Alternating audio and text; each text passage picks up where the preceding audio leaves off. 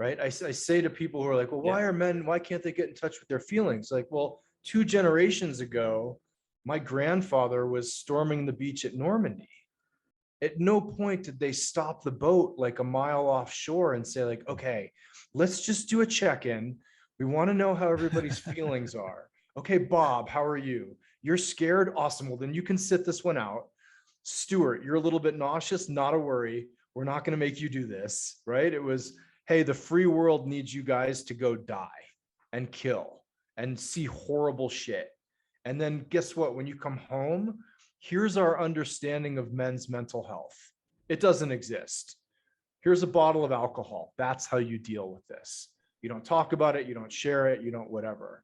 And what were those men supposed to do? There was no outlet in society for them to have emotions. There wasn't. It just simply didn't exist. I'm not saying that, most guys who you're going to run into at the pub have lived through World War II and then Vietnam and all these things. No, but that's the culture that we grew up in. And then here in the West, it was celebrated. It was celebrated with this figure of the Marlboro Man, with Rambo, with the professional athlete who never cried, even though something bad happened and he showed up the next day. It was that story over and over and over again. And I think, just to be honest, men naturally are a little bit, we're good at compartmentalizing. It's one of our gifts.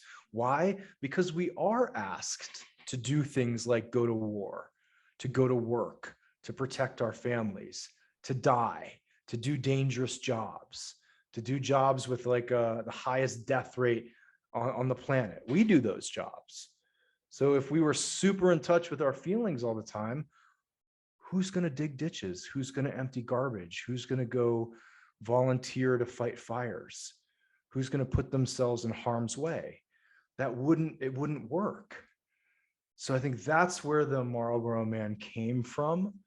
And there are certain aspects of it that I completely agree with you. We need, right? We certainly need, because the job requirements of being a man demand them. Now, the job requirement, though, isn't 24/7.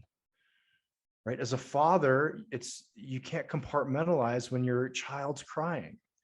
You actually need to be with that child. You need to support them. You need to feel them. When you're with your woman, you can't compartmentalize, right? In the middle of an emotional experience, you can't be like, what? Stop. We're going to put that in a box and we're going to get on with things. No guy, like, trust me, anybody listening to this knows, like, yep, right. It's just like saying calm down. It's not going to work. So we need to take the parts of it. Like, I'm a huge Bruce Lee fan. I'm a huge Bruce Lee geek. And I remember him saying, like, take what works, discard what doesn't, make it uniquely your own.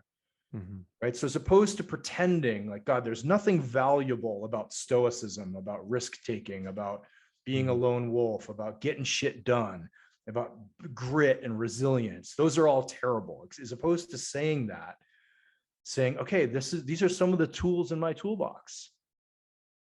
But what are some of the other tools in my toolbox that are really necessary in 2022?